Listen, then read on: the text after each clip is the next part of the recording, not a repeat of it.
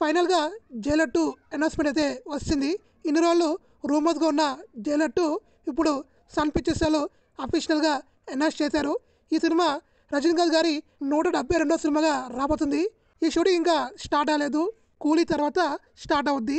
ఈ సినిమా కూడా sun pictures వాళ్ళే తీస్తున్నారు. ఇంక ఈ సినిమా నెక్స్ట్ ఇయర్ అయితే రిలీజ్ అయ్యే ఛాన్స్ ఉంది.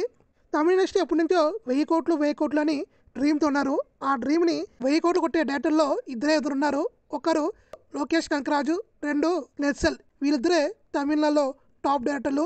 1000 కోట్లు మార్క్ కొట్టే దమ్ము అయితే వీళ్ళిద్దరికే ఉంది, ఇంకెవరికి అయితే లేదు. వీళ్ళిద్దరూ కేవలం కోలీవుడే కాదు, బాలీవుడ్, టాలీవుడ్, ఇంకా ప్రతి ఇండస్ట్రీలో వీళ్ళిద్దరికి మంచి పేరుంది.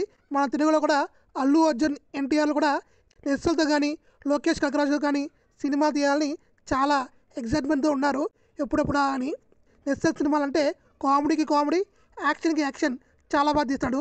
చాలా మంచి డైరెక్టర్ నెల్సన్. ఈసారి వైలెన్స్ కూడా నెక్స్ట్ లెవెల్లో అయితే ఉండబోతుందని క్లారిటీగా అర్థమవుతుంది.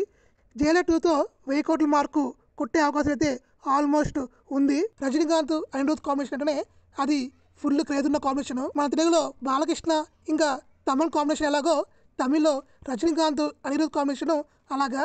రజనీకాంత్కి చాలా బాగా మ్యూజిక్ అయితే కొడతాడు అనిరుద్, ఆ విషయంలో డౌట్ లేదు.